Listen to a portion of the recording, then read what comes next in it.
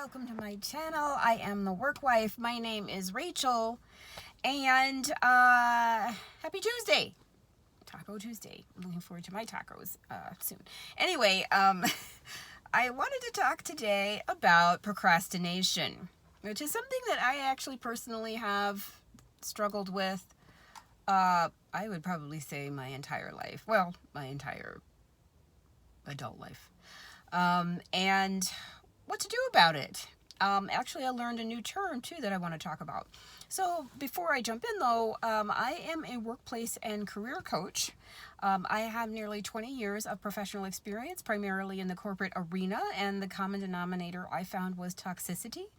And I have successfully navigated my way around, through, and out of some pretty toxic work situations, and I would love to help you with yours. So if you or someone you know or a family member is going through something particularly difficult in your work environment or in their work environment, please send me an email at theworkwifellc@gmail.com or hit me up on Instagram or TikTok, and I'd be happy to help you. So thank you in advance.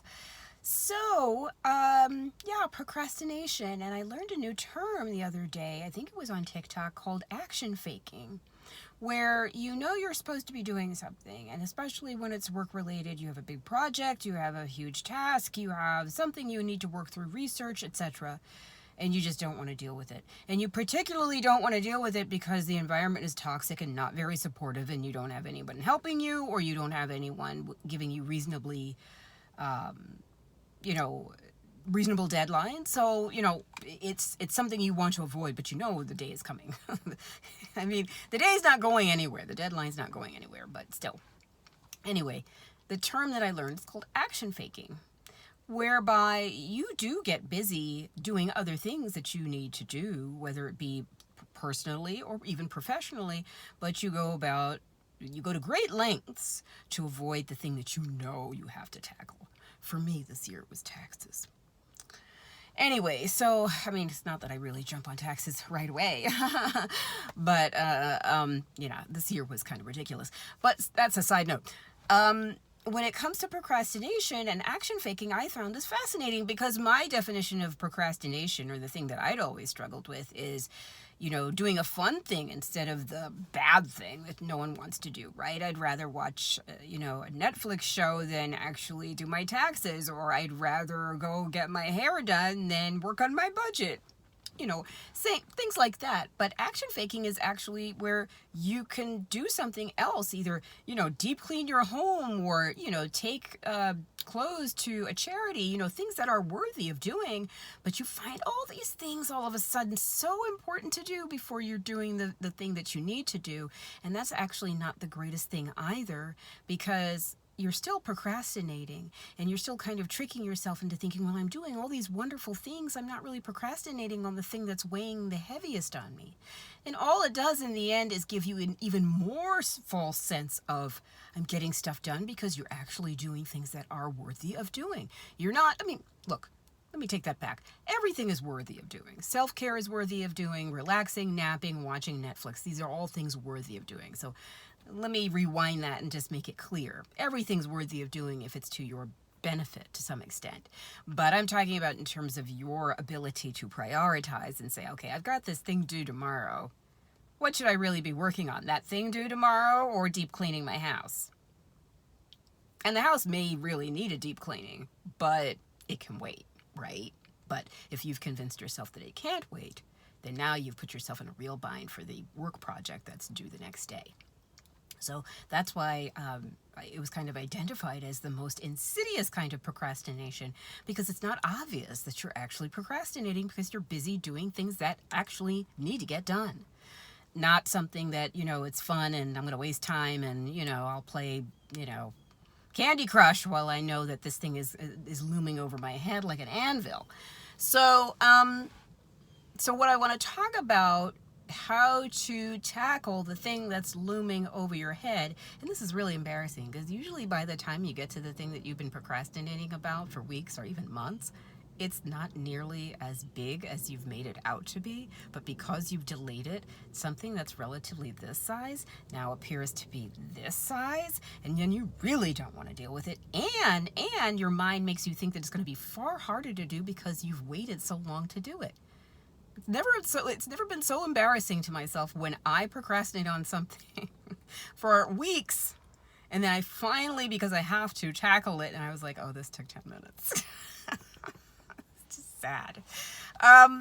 Okay, but the way to tackle it is, a lot of times we keep things up in our head, and because we keep things up in our head, it remains a problem, because that's what the mind does. It solves problems. It's a tool.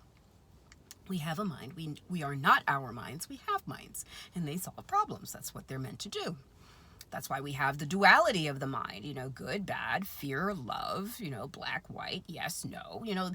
We have that almost paralysis by analysis, right, sometimes when we're trying to make a decision. But the best thing about trying to tackle procrastination is getting what's in your mind down on paper. So instead of saying, oh my gosh, I've got this project to do. Oh, I've got this task to do. Oh, I've got this email to write for my boss, especially a toxic boss, right? You don't want to do anything for anyone toxic. So that adds a layer of resistance. The best thing you can do is, instead of just ruminating about it, get it down on paper or notes or whatever, however you can just get it out of your mind. Get it out of your mind and put it on paper. Or put it in notes on your notes app, and figure out, okay, how do I break this down? How long do I think it's going to take me? Right? But you're not going to know how long it's going to take you unless you actually break it down into steps. Right? And say, okay, I've got this email to write. What points do I need to hit for this person? Oh, I've got this task to do. Did I need to call anybody? That's the worst thing, is when you procrastinate about something and then you realize, oh, this isn't something I can do by myself. I should have called 10 people by now, starting last month. Oops. So, in that case, you write that down and then say, okay, call X, Y, and Z, and then you immediately call them. You leave an urgent message. Please call me back as soon as possible. But in all seriousness, it helps you to I really want to stress, it may not necessarily minimize what you actually have to do. I mean, sometimes it will take 5 minutes and you'll be embarrassed. And sometimes it will take 5 hours or even days to get it done when you should have started it months ago. But at least if you get it on paper, it breaks it down and becomes manageable to you, as opposed to leaving it up there in your mind where it's just going to get bigger and bigger and bigger and you're just going to spiral out of control. So break it down into attainable tasks and then write down how long you think it's going to take. Take the first step, make the phone call, send the email, reach out to people, do what you need to do. If it involves something completely autonomous where you don't need anybody, say to yourself, okay, what do I need to accomplish here? And bullet it out and say, okay, I need to tackle these things, blah, blah, blah. And then you realize, okay, maybe this isn't that bad. Maybe I can pull an all-nighter and cram it out. Or it's going to take me 2 days or whatever. Or you could take the really proactive approach and tell whoever's waiting for that to say, you know what, I realized that this is going to need further analysis, or I need this person's input, and I didn't realize this before as I got deeper into it. Now, you may not be able to completely hide that you procrastinated, especially if the person's been waiting weeks for an update, but you can say, that something unexpected came up, whatever, and try, at least go for partial, if not total honesty, in terms of this slipped through the cracks. This is something that you promised you're going to get to, and because you've broken it down, you can give them a realistic deadline and stick to it. Do not procrastinate again. But if you've written it down on paper, your likelihood of procrastinating that same thing again is far less, because your mind can see that these are attainable goals. This is something that you can accomplish. And it's no longer taking up residence in your mind where you're reacting to it more out of emotion than an actual plan.